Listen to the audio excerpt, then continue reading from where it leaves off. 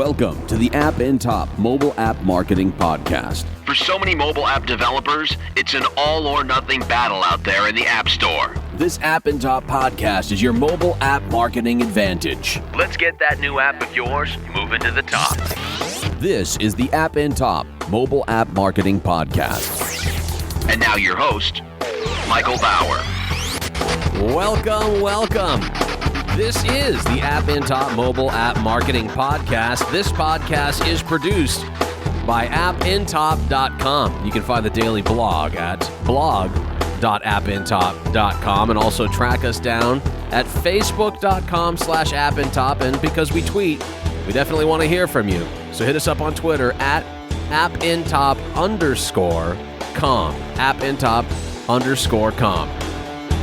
Unity Technologies is behind the 3D game development engine, and earlier this year, the company acquired mobile game marketing startup Applifier. Today, we are going to talk about marketing mobile games with shared gameplays and cover the effectiveness and the future of video ads. We're joined today by Mickey Maher, the former general manager of Applifier US and now senior director of business development at Unity Technology. Mickey, thank you so much for taking the time, sir. Yeah, my pleasure. Now, Unity Technologies makes a very successful gaming engine. What does the acquisition of Applifier mean?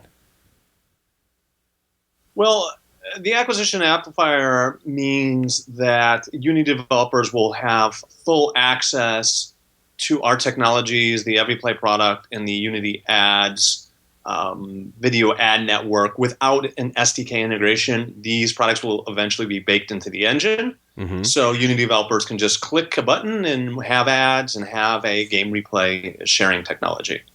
Gotcha. With that, what kind of decision went into buying a CPI network? Yeah, so it wasn't only Applifier that Unity acquired. They acquired a predictive analytics company called Playnomics. They acquired a company out of Austin, Texas called Sugi, which does game builds in the cloud. So when you think about what Unity is is an engine that helps game developers build the game. But once they launched the game, we weren't really having too many touch points with developers post-launch. And as games become more games as a service, we wanted to be involved and help our developers be successful post-launch. Okay. So Unity thinks it's really important to get in the services business, analytics, ads, cross-promotion, cloud building, game replay sharing, to have the ability to help our Unity developers throughout the whole process of building and maintaining a game. So this went beyond just getting a game launched or that, whatever those first couple of steps may be. This went into even a lengthier period of time down the road, what we can do to continue to make this work for you. Exactly. We want to help our developers be successful, and we feel the services business is the next step in our business to be able to do that. Let's pretend I'm an app developer. I either monetize my apps by displaying video ads or I promote my apps through video ads. Please convince me to use video to promote and monetize mobile apps. So you're asking a sales guy to do some sales. I know, right? How easy is that for you? It's in your wheelhouse. Yeah, right in my wheelhouse. I can do it. Buying on a video ad network is really a no-brainer. You're trying to advertise an experience to the user. This experience cannot be conveyed in banners or static interstitials. The best way to advertise an entertainment experience is through video. Video will get you the most pre-qualified user and typically the highest quality users. So if you can afford it, buying via video is the number one way to go. And then on the flip side, if you are going to use ads in your game, I would highly recommend video. It pays at least twice, if not 3 times as much as banners on a per impression basis. Okay. And a good 1.5 to 2 times static interstitials. So if you're looking to monetize with ads, you might as well use the ad unit that pays the most, which in our experience has been video. Does it just seem like the banner ad concept is so almost Neanderthal nowadays with as fast as things are changing that it almost is laughable to see a banner ad kind of placement now? Or is there still even the slightest bit of effectiveness, especially when up against video ads? I mean, I would not say it's laughable. I think there is a place for banners. I mean, I would recommend using banners in a different inventory slot in your game than you would video or high premium ads. Mm-hmm. But as far as payouts and what you're going to earn, let's take Flappy Bird, for instance. Okay. If you played Flappy Bird, they just had ad mob, banner ads layered on the game. Mm-hmm. They could have generated 3-4 times the revenue if they would have been more strategic and used video or some kind of larger interstitial. It's just a much, much higher paying ad unit. And you said that you believe that goes directly as far as the message and the experience, that gets you a better qualified user. Yeah, I mean, if I look at a banner for a game, it's a picture of a character in the game, and it says, "Play this awesome war game." Right. As a user, I have no idea what the quality is. I don't know what the mechanics look like. I don't know what the gameplay is. So I'm going to click through and install that game through that banner. It may be the experience that I'm getting. It may not be. But with something like video, you can structure the video creative to showcase exactly what that experience looks like. So when the user is watching the video and clicks through, the user has a pretty good sense of what he's getting into. Yeah, I feel like from a user standpoint too, sometimes you see those banner ads and you just think, well, that looks okay. Like I have interest, but you get there and that banner was possibly the best replication of what that character, that monster, whatever it is you're going to be playing in the game would be, and you don't get anything better. And then you get there and you have that instant, immediate sort of, what did I just get myself into feeling? Right, and and it could be the greatest game in the world. Clash of the Clans is one of the best mobile games out there. But a banner for Clash of the Clans doesn't tell you what Clash of the Clans is. Right. So maybe that game's not in my wheelhouse. Could be the greatest game ever. But if I'm clicking through to install it, it's got great reviews, etc. And then I start playing, it might not be the experience that I really thought. Mickey, what we're going to do here is we're going to take a quick break. When we come back, I want to have you take us on a tour of the new format of interactive advertising, and even to a certain extent, whether you think it has a legit chance of having a long life by any means. That's when we come back in seconds. Here with Mickey Maher, Senior Director of Business Development for Unity Technology on the App in Top podcast.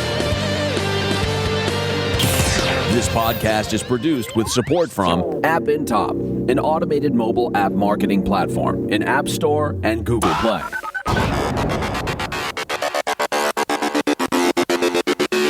This is the App in Top mobile app marketing podcast. I'm your host, Mike Bauer. In March 2014, Unity Technologies acquired the startup Applifier to offer its customer base the Applifier Every Play service and CPI-based video network. Mickey Maher, Senior Director of Business Development at Unity Technologies, formerly Applifier, joins us here on the App in Top podcast. What is it that you think, Mickey, of the new format of interactive advertising? I mean, the options where a user can go through multiple levels within the ad. Will it succeed video ads on some level? I think what we were talking about is what the industry is calling playable ads. Playable ads, yeah. Yeah. I've my questions about that type of advertising. I've looked into it pretty deeply. I've thought about. I've talked to the few companies that are doing this. I haven't seen much traction from these playable ads. So there's no real hard data to say yes or no. But when I think about it from someone selling. Users are showing ads to their users in game. Mm-hmm. Playable ads seem, it's hard enough to get a publisher or game developer to show video ads. It seems like just too immersive in their game. In the playable ads, I think even takes a step further. And video ads are probably much shorter than what these playable ads would be. So taking a user out of the game for 30 seconds to play another game within that game as an ad, I don't know how much game developers are going to adopt that technology. Time will tell, but I have my questions on it. Yeah, it would sound like taking anything away from any length of time from the game where you're asking them to do something else and then go back again could, and again, while everything's new as far as the information coming in, could be a bigger distraction than anything else. Yeah, I mean, it could be, and there's that tipping point for a game developer that's willing to sell that inventory. There's a certain amount of time and a certain amount of engagement they want the user to have with the ad, but they don't want to go over that. And it's a possibility that developers might think that playable ads in their game is kind of going over what they deem as a reasonable amount of time to take the user out of the game. From your standpoint, what is sort of an optimal length for a video ad? As developers are sort of experimenting with different durations, from your standpoint, what do you find to be the most effective? Yeah, I mean, I think advertisers want it as long as possible. Advertisers usually try to get us to do 30, 60-second videos, but what we found, a nice balance between the advertisers and our publishers or supply partners, is 15 to 18 seconds. It's more than enough to show the user and engage the user in what the game is all about. And it's short enough where the publisher or the supply partner does not have a problem showing it within the game. And that's long enough to sort of get your message out at the same time, even if it's just sort of the promise of what is to come on the other side of that, whether it's clicking through or whatever it may be. But it gets your attention enough that 30 to 60 seconds could be way too long. It's definitely way too long. There are some mobile games that are very deep, and they probably need a little bit more, so maybe 20, 22 seconds to show a couple more clips of gameplay. But on average, 15 to 18 seconds is more than enough. What is for you the importance level, and maybe a better way to go about it is if you're putting in ingredients to make a successful video ad, what needs to be in there? What should be in the video to grab the user's attention, to get them to install the ad? What are some pieces that you would say are must-haves? And then maybe something that you've seen that you just think nobody should do, it doesn't work. Yeah, this is a really interesting question, and it's something I educate our advertisers on a daily basis. And when you think about what the advertiser goal is, they're buying performance-based. So they're paying a CPI for a user that they hope is going to come into the game, be retained for a certain amount of time, and hopefully spend money. That's the goal, right? But sometimes these advertisers want to launch movie-style trailers to drive users. Well, a movie-style trailer, similar effect of a banner, where I've just got all these bells and whistles and this grandiose trailer that doesn't really show the user what they're getting into, but it's driving a large scale of users to the game because it's an awesome trailer. But it's not necessarily pre-qualifying the user. So you're paying a CPI and a premium CPI because it's video for a user that's not necessarily pre-qualified. Right. So what I always suggest is, use some nice artwork, polish it up a bit, but as much gameplay as possible. Show the user the mechanics, show the user exactly what the experience looks like as much as you can within the video in the 15 to 18 seconds to drive a user that will be more likely to be retained, and hopefully, you can monetize them down the line. Now, Mickey, without giving away an individual name or something that hits you, is there something that you've seen recently in those video ads that you just think is that there's no use? What's the point? Well, I've recently had a trailer come across my desk from an advertiser that wants to advertise in the U.S. Okay. But the trailer was in Japanese with U.S. subtitles. Wow. Yeah. So we said, that's not going to work very well. It's not worth either of our time. So either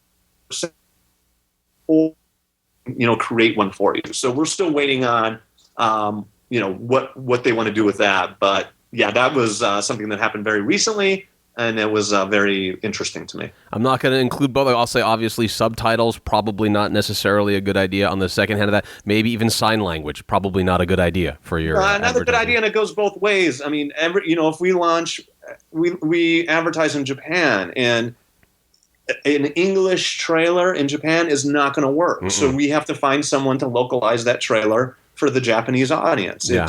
It goes both ways. Yeah. How do video ad networks address the problem of slow internet access? If there's a slow internet, high-definition video ad's not going to look very good, how are you guys addressing something along those lines? Well, yeah, so I can't speak for everyone. Right. All the video ad networks have their own technology and take on this. What we do is we try to avoid streaming the video as much as possible. Okay. So we cache as many videos as possible at the launch of our SDK, which is usually the launch of the game. And then if the connection is just too bad, our SDK can tell us that. Okay. And we just say there's no ads available or just don't show an ad. Okay. That's I kind of like that direction of rather than trying to go, I can't really see what this is all about. And obviously quality of connection there becomes such a big issue. It's interesting that there can be we just don't happen to have one right now until you get into a better place. I like that concept. Yeah, I mean, we're all about the end user experience because that's what our partners are all about. Mm-hmm. So we try to do our best to take some feedback and build the solution out to not only help developers buy and drive great users to their game, monetize their users, but also deliver a great end user experience. He's Mickey Maher, Senior Director of Business Development at Unity Technologies. It's interesting you've brought this up a couple times, and so I'll just ask it here. Do you think it's not so prevalent in the business to have somebody who's thinking of the end user first? I mean, it sounds like with everything that you guys have kind of put together and some of the acquisitions that you've made, as well as in the case of what we're talking about here, slow internet, the advertising, does it seem like it's not necessarily flooded with people who are concerned about the user at the end of the day? I think there's a lot of great companies on the utility side or the advertising side that do it, right? There's a lot of high quality companies that do have the end user in mind. But for every company that does have that in mind, there are one or two that don't, and they're just trying to do whatever is possible to drive as much revenue. So we have a ways to go. There are some companies I respect out there that do the right thing. But there are also many companies that are on the opposite side of that.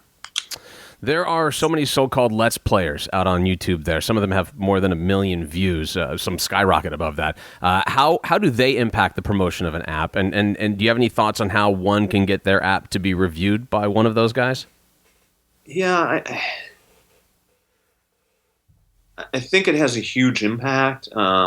One of our partners, Geometry Dash by RobTop Games, they use EveryPlay. Mm-hmm. And fortunately for them, somehow PewDiePie found them and did a video on Geometry Dash. Okay. And we saw the user base. I can't really talk to the numbers, but we did see a huge spike in that game's user base. Okay. Just from 15-second clip PewDiePie actually reviewing the game. It was drastic enough that you could tell that there was a big difference there. Huge, because what we see is when there's a huge spike in DAU, there's a huge spike in EveryPlay shares, and over a week or 2 week period, we just saw a huge spike in EveryPlay shares. Wow. Yeah, it was very substantial. How do you get one of these guys to do it? It's probably a lot the same way as you get Apple to feature you, build a relationship, reach out, flatter them, and stay hungry, stay on them. And if you have a quality game and you're in their face all the time, there's probably a higher potential than not that they'll do something. Now, again, not talking about the specific numbers that you had seen, but just sort of in theory here, let's say the review of my game was watched by 100,000 people. How many installs do you think I'll get, and what is that going to cost me? Yeah,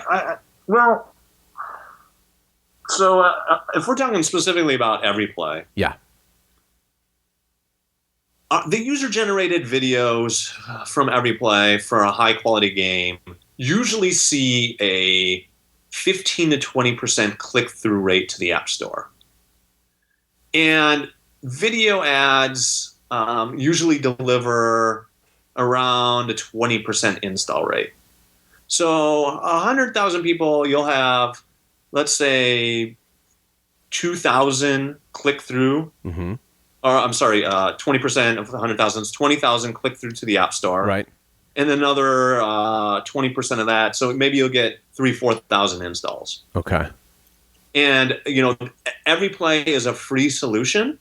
So driving installs from EveryPlay, we treat these as organic users, and there's no cost for any of them. Gotcha.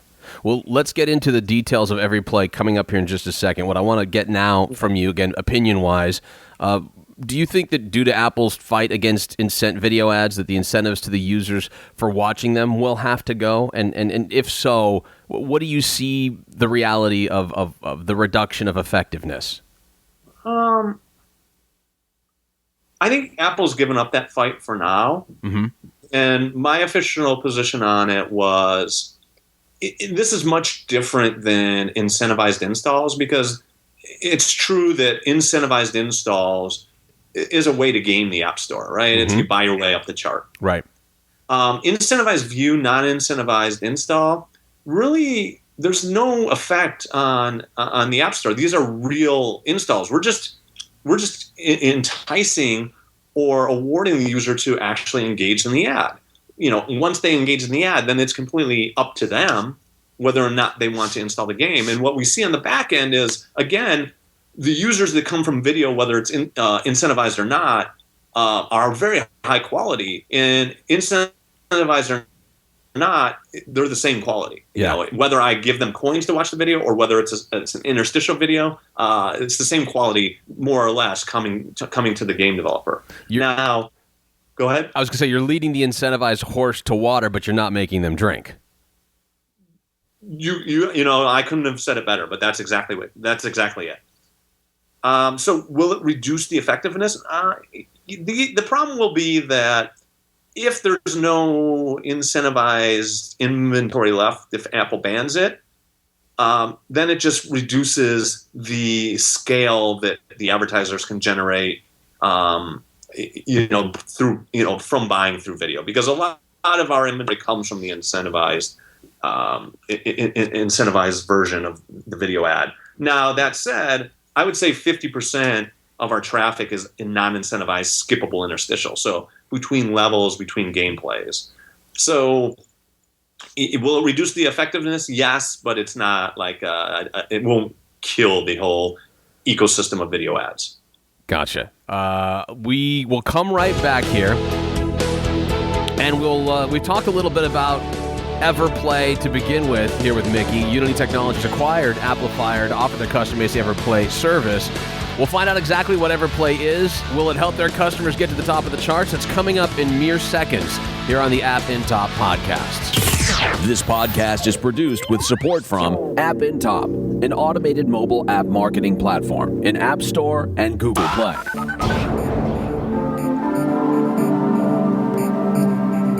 This indeed is the App in Top mobile app marketing podcast. I'm Michael Bauer, your host. We'd love to hear from you. So please send us your comments via Facebook at facebook.com/appintop, or tweet us any questions, thoughts, feedback, comments at appintop_com. That's appintop_com. Sometimes just playing your mobile video game app isn't enough. I mean, you may have some fantastically amazing play, and it'll just turn into a fishing story about how you caught the big one to some of your pals.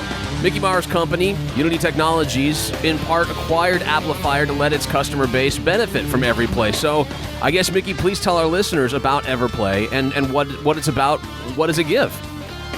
Yeah. I mean, it's a pretty simple concept. You stick an SDK in the game. That SDK will allow the gameplay to be recorded, as well as our user audio and visual commentary through the Facecam. And then that game replay plus the user audio and video commentary can be shared to the user's favorite social network, be it Facebook, Twitter, YouTube. Then EveryPlay also has their own social network that is quickly approaching 20 million users, where the user can also share to and join and engage in their favorite game videos. What are some success stories that you're seeing here with EveryPlay? Is there a chance that EveryPlay can help get an app to the top of the charts in app stores? Yeah, I think so. I think if it's done right and the integration is great and the game is high quality and everything comes together, it can certainly affect your chart position. Perfect example was Skyline Skaters from Tactile Entertainment. Mm-hmm. They integrated EveryPlay pre-launch. When they launched, they had 95,000 videos shared in the first weekend. Wow. And 400,000 to 500,000 in the first month. And during that time, it was a top 5 or 10 free game. Wow. Yeah, so it was a huge success story. They did a lot of things right. And they promoted EveryPlay appropriately, and then they had probably the most success we've seen with EveryPlay. Hill Climb Racing, which is a game that's been around a long time, has the most shares on our network. It's well over 1 million now, and where we stand today, it just hit over 1.5 million shares. So, Hill Climb Racing having huge success. Skyline Skaters, Geometry Dash, as I mentioned before, right. Bad Piggies from Rovio, and many others. So how does EveryPlay make money in regards to? Or you're saying as far it's free for your users to use. How do you guys make money from EveryPlay? Yeah, so if you remember what I said, a couple minutes ago, we are also building our own network. Yes. So we make money by launching native ads within our network. Okay. So it's an advertising supported service. Gotcha. So any users that games are getting from the organic shares, mm-hmm. they're all free. And then if games want to come in and buy more EveryPlay users via video trailers through our Unity Ads network, they can do that, and that's how we make money. You've given us a couple of examples of what kind of app is working well at this point with EveryPlay. In your experience, is there is it a sport-based app? I always think of when EA had sort of the replays from Madden and football and some of the FIFA stuff as well. Is it sports that seems to land some of these the solid successes of apps with EveryPlay, or is it kind of open to all gameplay? Yeah, to me, sports does okay, and I don't think on mobile, I don't think we have that signature title like Madden or FIFA. Right. I think the sports games on mobile have a little ways to go, but I do think when we get the right sports games, they will do really, really well on EveryPlay. The games that seem to do the best on EveryPlay is games that either have a very competitive aspect to it, or something that's very creative, or a combination of both. Bad Piggies from Rovio, for example, it's a game that it just touches users' creativity, and I would say 75% of the videos are just users building and doing something cool that's very creative, mm-hmm. and sharing that. And then about 25% of the Bad Piggies replays are competitive, or showcasing. How did I get 3 stars on this level? Gotcha. Almost instructional. So something that is competitive, has creativity, or both, mm-hmm. does really well. Another type of game that does really well and is very popular are shooters. Whether it's third person, first person, we have a lot of shooters on EveryPlay that do well. Battle Bears is one. Pixel Gun 3D. Dead Trigger 2 by Madfinger. They've all done extremely well. Yeah, let me watch how I blow this guy up kind of footage that goes with that. Right, look at this kill shot, or look at me dominate this level, or Battle Bears is a synchronous multiplayer, so it's a 5-minute gameplay, and I just want to show off how many my kill to death ratio or whatever, and if I've done a really cool thing in this level, I want to show that off too. And is this something that needs to be done by a developer well ahead of time? Like, what does a developer need to do to get game replays on EveryPlay? What are the technical requirements involved? The base is just a simple SDK integration, and if you're using an engine like Coco's or Unity, of course, there's a plugin, right? And what we're moving towards for Unity developers is they won't have to do anything but click a button within the Unity engine to enable replays. Okay, that sounds simple enough. It is actually much more simple than the typical developer thinks it is. Okay. It's one of the challenges getting to the developers and getting them to move forward, because developers always think, oh, this must be a very challenging integration, or Right. it's going to take a huge amount of my developers' time. Not necessarily the case at all. And it's not necessarily something that needs to be done from the step one get-go, corresponding exactly with you guys all the way across the line to get this happening. It's something that can be done very easily. Yeah, it's very easy. We do have support for developers that want to integrate EveryPlay, but the base integration is simple. Mm-hmm. We do have an API that lets you do some really cool stuff, and you can make EveryPlay as custom as you want it to be.